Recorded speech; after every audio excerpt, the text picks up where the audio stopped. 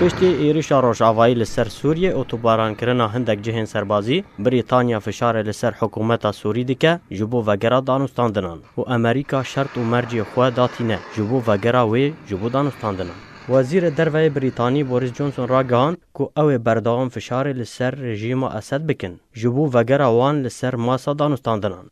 داخویانی که روزنامه‌وانی دا جونسون را گهاند که ام نکارن تکز بکن که چکن کیماوی نهال جم سروک رژیم بشار الاسد هنه. لسدما سرکه جی ایریشن ما او بو قدغه کرنا بکار آنینا چکن کیماوی لسوریه و جیهان همیه. جونسون بردوام کرد و گفت که ام نزانن گلو رژیم و بچه شیوایی برسوا ایریشا ما بده. لی ام فشار لسر اسد بکن دا وگرا سر ماسا دانستاندنا بکن. جی آلی خواه امریکا را گهاند که امریکا و وگرا جبو دانستاندنا بر رژیم را.